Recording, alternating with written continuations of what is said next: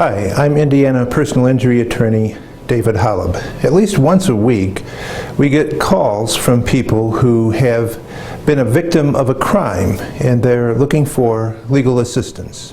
We do only civil litigation. Only the police and the prosecutors are able to handle putting people in jail for crimes. So why are we getting these calls? Well, there's a slight overlap between criminal law and civil law in a number of situations. Some criminal acts can be pursued in court in a civil action for damages or compensation. For example, if person A beats up person B is technically a victim of a crime. Person A can be convicted of assault and battery in a criminal court setting, and they can be sentenced to jail.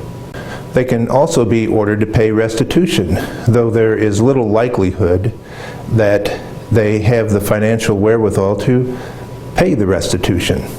Because of such situations, Indiana has a Crime Victims Compensation Fund.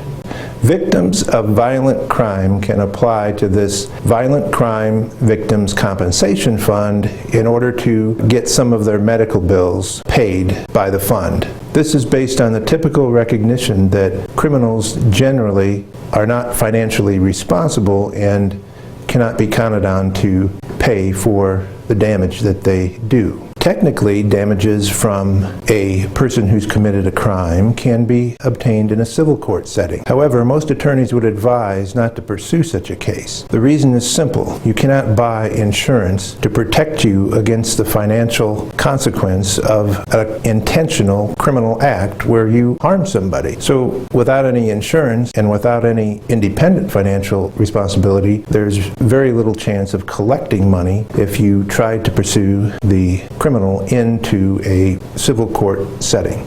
A great example we had was where a woman called because her former boyfriend decided to smash into her car and run her off the road. This was an intentional act. As soon as a claim was filed, the insurance carrier for the former boyfriend denied the claim, citing a clause in the insurance policy saying that we don't insure for intentional wrongdoing. There's typically such an exclusion in almost every insurance policy that's issued. This particular woman was able to make a claim against the Violent Crime Victims Compensation Fund. Keep in mind, this is not a fund that compensates you if you've had a TV stolen. It's for violent crime, and its purpose is to help with medical bills.